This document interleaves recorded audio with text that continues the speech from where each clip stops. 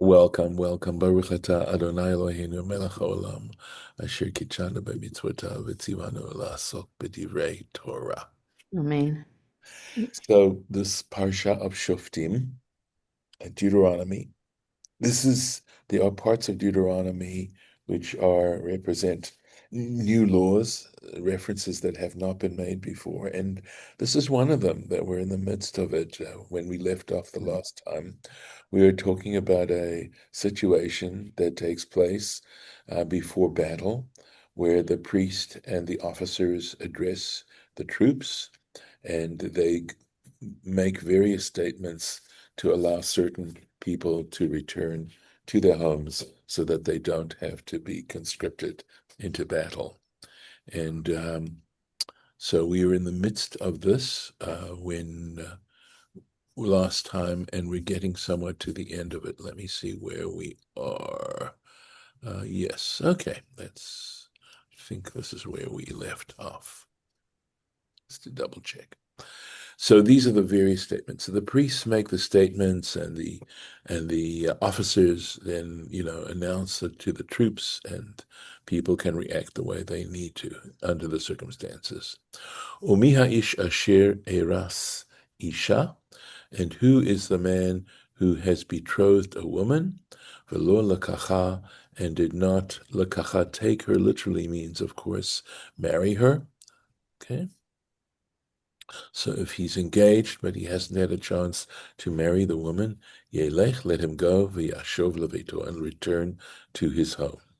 Pen yamut b'milchameh, lest he die in battle, v'ish acher yikachena, and another man wind up marrying her.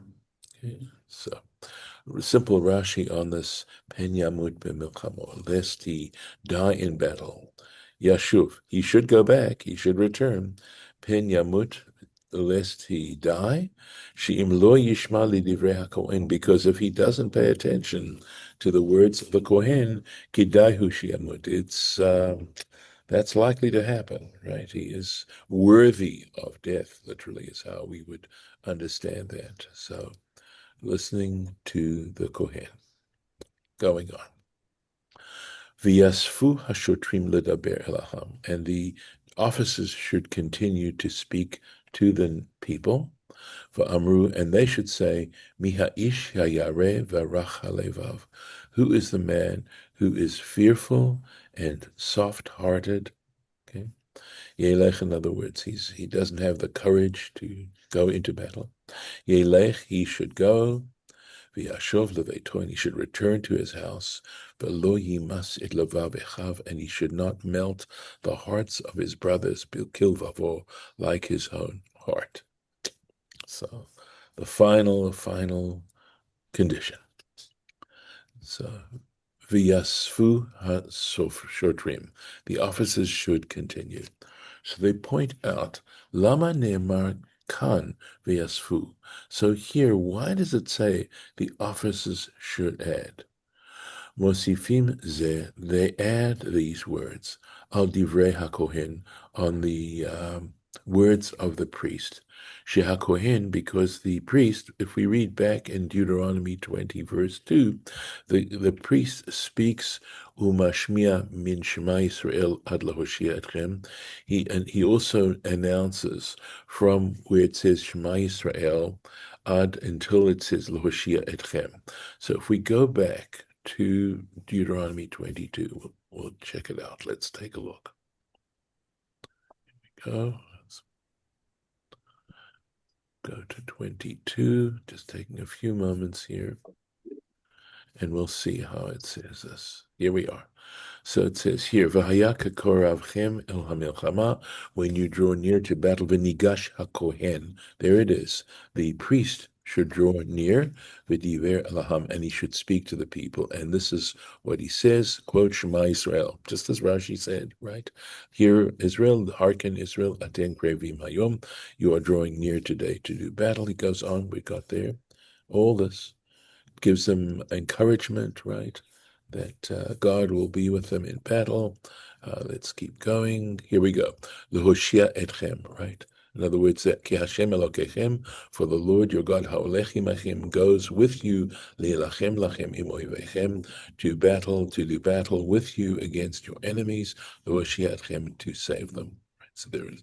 Now look at it. It says V'dibra Chochim. So now it says the officers speak, etc., etc., and then they go through those various conditions under which a person should go back, and that's what Rashi's referring to. Okay. All right. So Ad lo shiachem. So we see this is what he was referring to. Umi ha'ish usheni ushlishi, right? And in the case of the second, where he talks about the various situations a man might be encountering where he should go back and return, kohen medaber, so the priest speaks, v'shoter mashpia, and the officer then makes the announcement to everyone. But in this case, what follows here, shoter medaber v'shoter mashpia. The officer both speaks and he also announces to everyone. So, yeah, go ahead. Question? I can't hear you. I'm so sorry. Are you saying something? I can't hear. It's not clear. Okay, I'll keep going. In other words, the officer is saying those who is fearful and weak-hearted. Rabbi Akiva says, Kemashmaot, just take it the way it says. She'eno yachol la'amod bekishrei milchama, that we're referring here to a person who is fearful about entering the thick of war, going into the battle itself, experiencing the actual conflict itself. Ulirot cherev shlufa, and to see a drawn sword, of course, because we're actually talking about experiencing fire, as we would say these in current language. Rabbi Yossi Haglili, but Rabbi Yossi Haglili, the Galilean Omer, he says, Hayareh, somebody who is fearful, me'evairot shebeyado, he is concerned that he has transgressed. That he has transgressed, literally, that he has transgressions in his hand. He's afraid he's broken, the law, sin. And for this reason, Talta lo Torah, the Torah is giving him the opportunity, Lachazor al Bayit v'Keren v'Isha, and the reason why the Torah goes on to say that he can hide, so to speak, behind where it says in the previous ones about someone who has just built a house but hasn't been able to actually occupy it, and who has planted a vineyard and hasn't had a chance to take the first fruits up, the Isha, and someone who is betrothed to a woman but hasn't been able to actually marry her, to cover a chasot al hachozrim, right? In other words, such a person who may be fearful of the sins that he's committed, they all go together. Notes it. They wait, they hear, they make the announcement. Everyone's standing there listening to all these announcements, and afterwards, those people who are going to return will return. Right? So you don't know who's going for what reason, because they've given all these reasons. Bishvil averot shebiyadam, so that the reason why the Torah gives those other reasons is that the people who can return, who are going back because they have committed transgressions, shelo yavinu, that no one should understand, shehem ba'alei avera, that they in fact are transgressors. V'ha'ro'ehu chozer, and someone who sees this person returning back to his home, Omer, he thinks, Shema banabayit, he thinks, well, maybe he built a house, or natakeren, or perhaps he planted a vineyard, or arasisha, or perhaps he betrothed a woman. And when I came across this, I think this is such an interesting consideration, that the Torah is saying, it doesn't want to embarrass people, and it wants to take into account, even though, think about it, these are people who have transgressed, and yet the Torah doesn't want people to feel that they can point fingers, and that in general, if we were to extrapolate from that, that it's not a decent thing to try and point out transgressors and embarrass people. So this is in some ways, of course, a very thoughtful and progressive way in which to do something and to take those into considerations. And the point Rashi is making is that those other specific examples that don't carry with them any shame or humiliation, in a sense, are there to protect the person who might be shamed and humiliated, especially publicly. That's the issue. So. V'haya kechalot hashotrim ledaber el ha'am, and it shall be that when the officers finish, they complete speaking to the people. Ufaktu saretz va'ot barosh ha'am. They should assign heads of the troops at the head of the people, at the front of the people. Saretz va'ot, right? The heads of the troops. Shema'amidin, they stand up, or they set up, zekefim milvifenim, they have them stand up before them, in front of them, umele acharehem, and behind them, ukshilin shel barzel b'ideihem, and they have iron axes in their hands, these particular officers. V'chol mi shirotze lachazor harashut b'yadam. And in this case, anyone who wants to go back, harashut b'yadam, they have the permission, these officers, the kapech et shokav, literally to cut him off at the knees. Now, I have to say that this is somewhat ambiguous. In other words, if people, frankly, people have just been given permission to return. And I think that here we're talking about people who go into battle itself. In other words, now, after these other people have left, the people who remain, these people represent in some ways a threat to those who now enter battle to return. That now you know that desertion is a terrible thing in battle, and that all armies have very severe penalties for desertion. And here at this point, we're talking about desertion, and these people are set up. And so people know that if they try to desert at this point, after they've been given this opportunity, there's going to be severe penalties. So that's what I'm about. Yes, go ahead. I just thought that some may think that the battle is worse than the desertion, and that's why they desert. Right, that is true. But they've been given that opportunity prior to battle.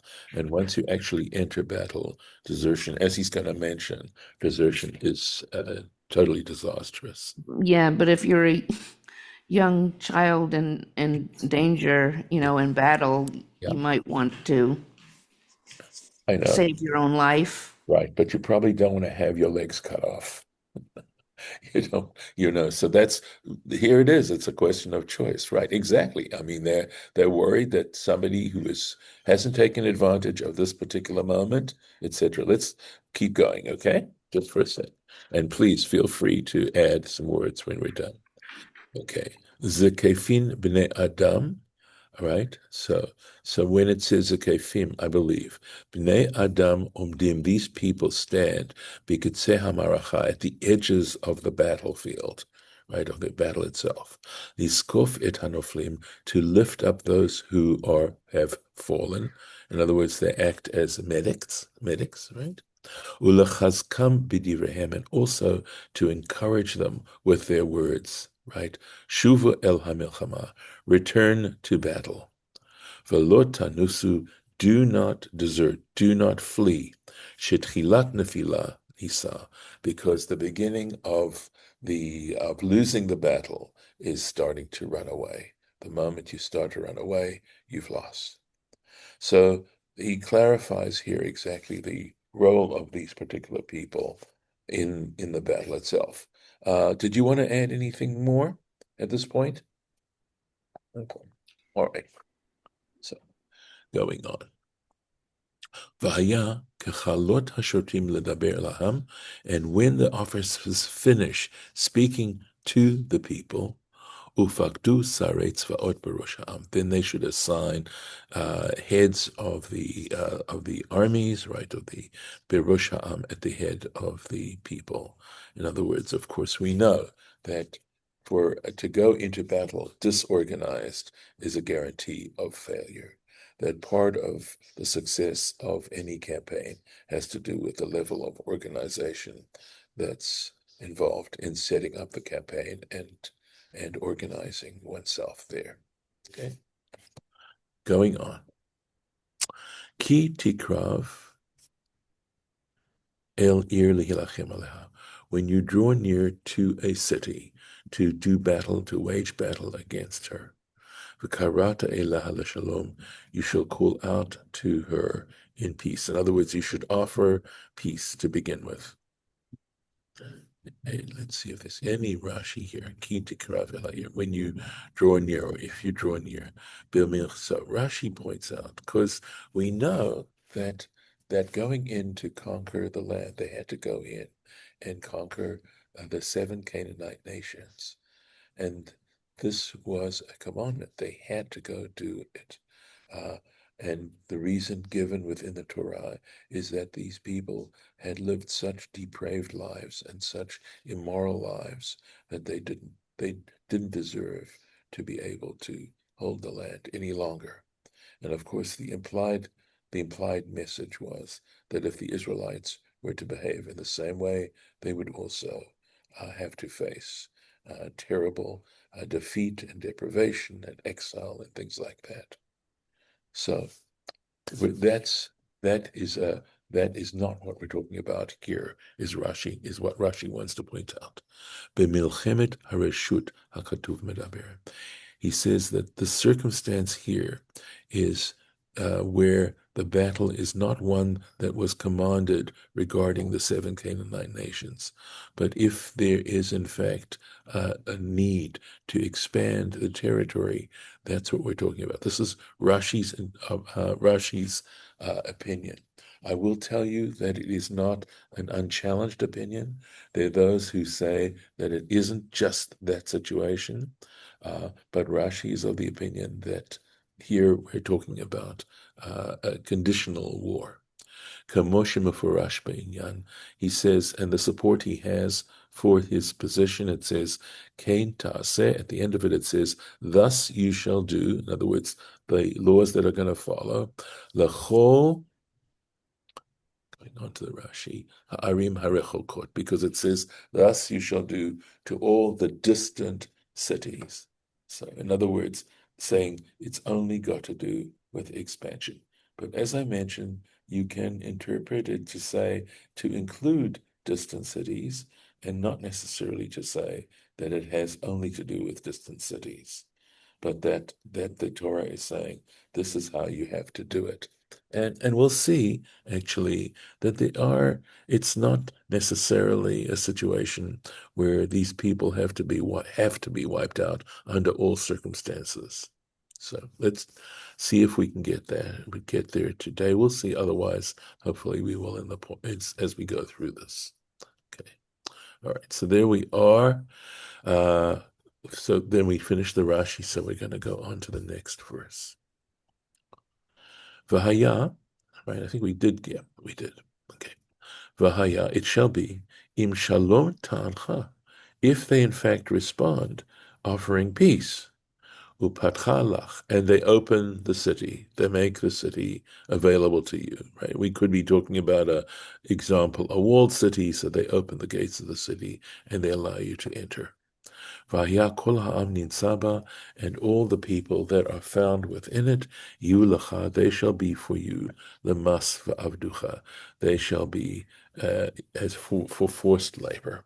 In other words, it's not like just simple peace. That's the end of it. Here we're saying that you can basically make them serve you. Again, there are elements where we have to think carefully about this in terms of our own feelings about this. But at any rate, this is what the Torah is saying, that they can serve you. They can become forced labor for you. Again, elements that I don't always feel comfortable about, but people have to see what they want to say with it. And I'm sure a lot more can be said. So then, Kol ha'am hanitzaba, all the people that are found there, afilu ata motze. So here we go. This is Rashi sort of speaking within the confines of how he's interpreted this. So it says, even if you find within the city, meshiva umot, that regarding the 7 nations, right, shenitztavot, nitztavita lachrimam, which you were commanded to destroy. Atara shoilakaman.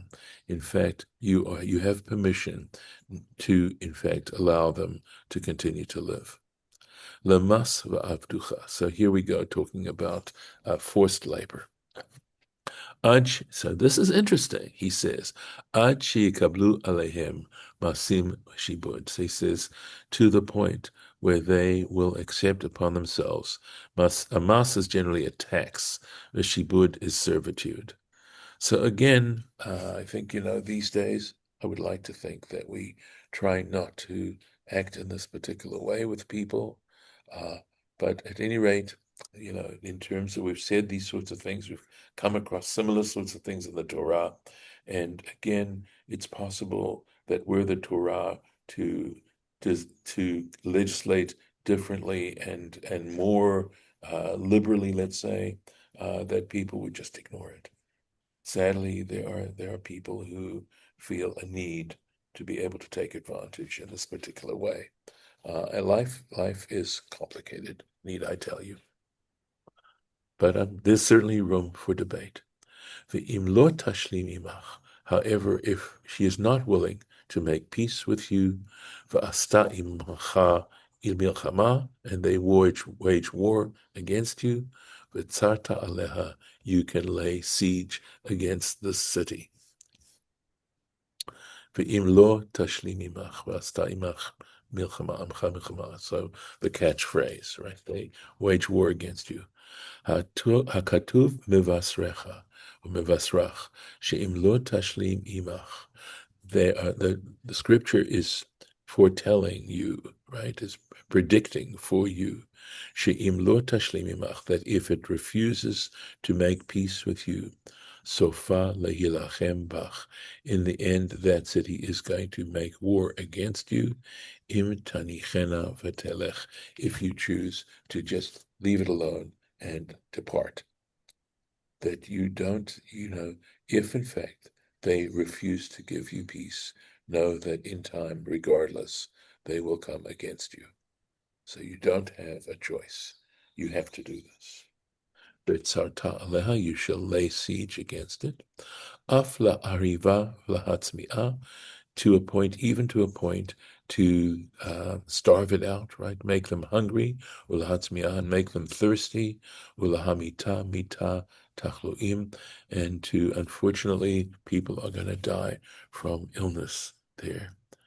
And it's interesting, I think, that the Torah is saying, at least how we're understanding it, how the tradition is understanding this, is to do things that normally one is not permitted to do. That these are things that you have to be given permission to do this, that the Torah has to give you permission to do this, and you shouldn't think this is normal behavior. Going on. Unetana Hashem Elokecha beyadecha, and the Lord your God will place her in your hands. V'hikita et chol zechura lefi charev, and you shall smite all its males by the sword. Again, this is not pleasant stuff to have to read.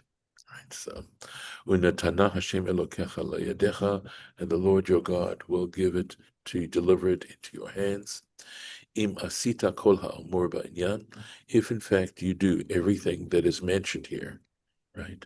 In the end, sof shehashem notna beyadecha, in the end, God will deliver it over to you. So, again, the idea of killing every male, and we're talking about, here we go, rak hanashim v'hataf, only the women and the children, v'habema, and the cattle, v'chol asher yeba'ir, and everything which is within the city, kol shlala, regarding all its booty, tavuz lach, you can take.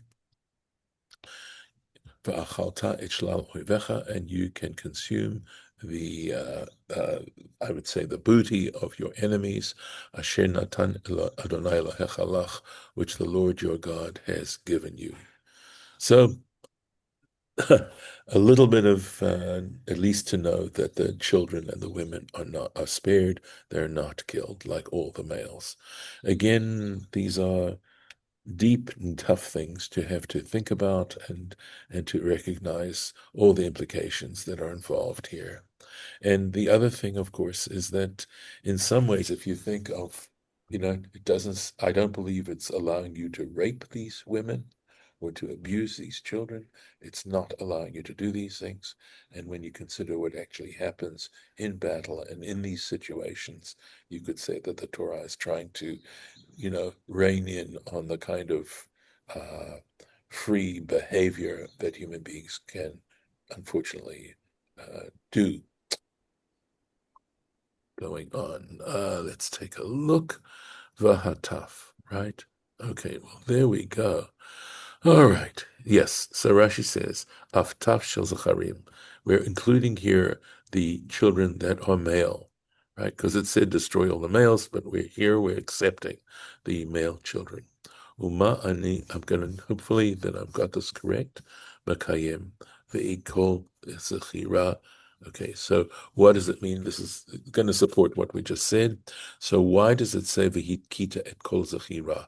So why does the Torah say you shall smite all its males, bigdolim? Because the Torah is simply referring to adults, male adults. That's what it's referring to. Even though it says all male adults, we should understand that. Going on. Let's take a look. Okay. Keitase, so you shall do, lechol ha'arim, to all those cities, harechokot mimcha me'od, that are very far distance from you, asher lo me'erei hagoyim, which are not of the cities of the nations. Excuse me, ha'ele, these cities, hena, they are not. They're not part of those 7 nations, cities of the 7 nations that are part of the land of Israel. Okay, let's go on. Let's see. I don't know that there's Rashi on any of this for a while. Okay. Rak me'arei ha'amim ha'ela asher anoten. Okay. Rak me'arei ha'amim ha'ela.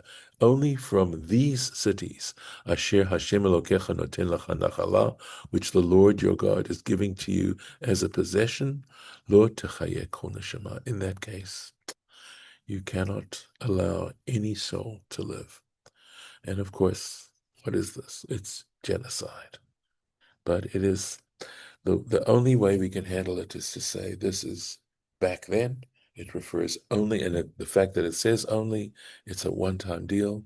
Not to say that that makes it all okay, but it makes it a little bit easier. It's just very hard. Kasher, especially in light of what's happening. absolutely, absolutely. And how And certain people interpret it now, too. but Yeah. Nick can help us do, say a Kaddish if everybody can stay. Okay. Great. Okay. I We'll do. think Morris will be, and David and I will probably be leaving here in a minute too. Oh, okay. Well, let me just finish the sentence. Okay. Kasher tzivcha, as commanded, l'rabot et hagirashi. So this is to include the Girgashites as well as one of the nations, and we can stop right here. Okay. Let's see. Okay. So we're at the next. Give me a moment to just put the place, and where we can continue, God willing, tomorrow morning. We'll see. Okay. Okay, here we are, right there. Okay, let me stop the share. And if you can stay for a moment, we'll say the Kaddish. Do we have everyone? Do you want to get Nick? We no longer have everyone. No. We Oh, had okay. 9 and now we have 8. Okay. So All right. Okay, that's okay. I'm sorry. That's okay. No, don't okay. worry. Don't worry. Okay, I'm going to stop the recording.